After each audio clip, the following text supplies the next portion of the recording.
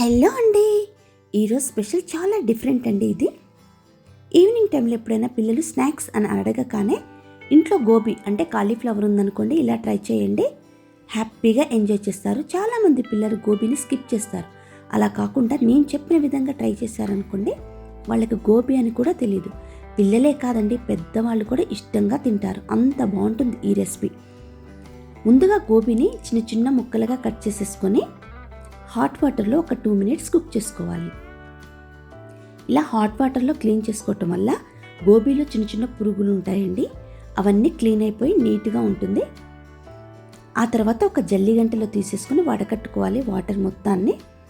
దీన్ని ఒక ప్లేట్లో తీసేసుకొని చల్లారి పెట్టేసుకోవాలి.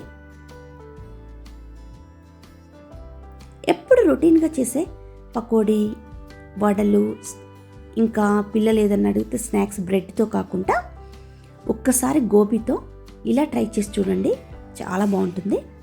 చల్లారాక దీన్ని ఒక మిక్సీ జార్లో వేసేసుకొని ఇలా బరకగా పేస్ట్ లాగా, మరీ ఫైన్ పేస్ట్ లాగా చేసుకోవద్దు, బరకగా పట్టుకోవాలి మిక్సీని. ఆ తర్వాత ఒక ప్యాన్ తీసేసుకొని అందులో 1 tablespoon ఆయిల్ వేసేసుకొని కొంచెం జీలకర్ర, అలాగే ఒక మీడియం సైజ్ ఆనియన్ని కట్ చేసేసి వేసుకోవాలి. ఆ తర్వాత కరివేపాకు. ఇది మరీ ఎక్కువగా ఫ్రై అవ్వాల్సిన అవసరం లేదు.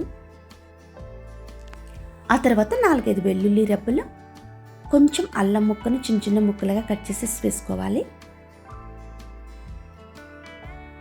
ఆ తర్వాత ఇందులో ఒక చిన్న కప్పు పుట్నాల పప్పు అంటారు చూడండి, అది వేసేసుకోవాలి.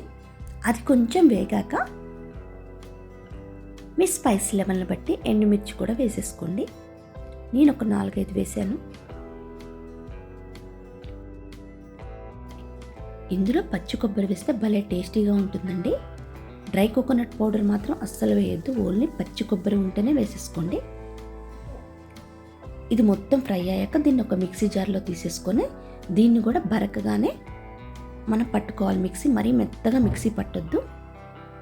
ముందుగా మనం వేసేసుకున్న గోబీ ఉంది కదా, అందులోనే ఈ మనం ప్రిపేర్ చేసుకున్న మిశ్రమాన్ని కూడా వేసేసుకొని సరిపడా సాల్ట్ వేసేసుకోవాలి. అలాగే ఇందులో ఒక 2 tablespoon బియ్యపిండిని వేసేసుకోండి. బియ్యపిండి వేయటం వల్ల చాలా క్రంచీగా, క్రిస్పీగా వస్తాయి.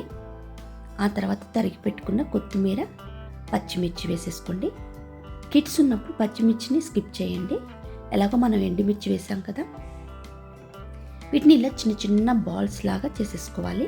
మీకు నచ్చిన షేప్లో చేసేసుకోండి. కట్లెట్ లాగా కానీ లేకపోతే వడలాగా కూడా చేసుకో. ఇప్పుడు డీప్ ఫ్రైకి ఆయిల్ పెట్టేసుకున్నాను. ఆయిల్ బాగా వేడెక్కింది. ఇందులో మనం ప్రిపేర్ చేసుకున్న బాల్స్ ఉన్నాయి కదా, ఇవన్నీ 1 by 1 యాడ్ చేసేసుకొని గోల్డెన్ బ్రౌన్ కలర్ వచ్చే వరకు వేయించుకోవాలి. కొంచెం చిన్న సైజులో బాల్స్ చేసేసుకోండి, అప్పుడు ఈవెన్గా మొత్తం బాగా వేగుతాయి.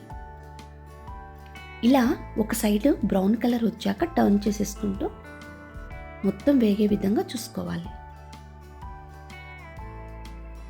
సేమ్ మిగతావన్నీ ఇదే ప్రాసెస్లో వేయించుకోండి. ఇవి వేడిగా ఈవినింగ్ టైంలో ట్రై చేసి చూడండి, భలే టేస్టీగా ఉంటాయి. పిల్లలు టమాటో కెచప్తో బాగా ఎంజాయ్ చేస్తారు. ఆ తర్వాత పైనుంచి కాస్త కరివేపాకుని ఇలా నూనెలో వేయించుకోండి. పకోడీలకి కరివేపాకుని వేయించి వేస్తాం కదా, అలా వేయించుకొని కరివేపాకు, పచ్చిమిర్చిని గార్నిష్ చేసేసుకోండి, చాలా టేస్టీగా ఉంటుంది. గోబీ తినని పిల్లలకి మాత్రం ఇలా ట్రై చేసి చూడండి. ఈ రెసిపీ మీకు ఎలా అనిపించిందో కామెంట్ చేయండి. నచ్చితే లైక్ చేసి షేర్ చేయండి. మరిన్ని రెసిపీస్ కోసం సబ్స్క్రైబ్ చేసుకోండి. Thanks for watching. Bye bye.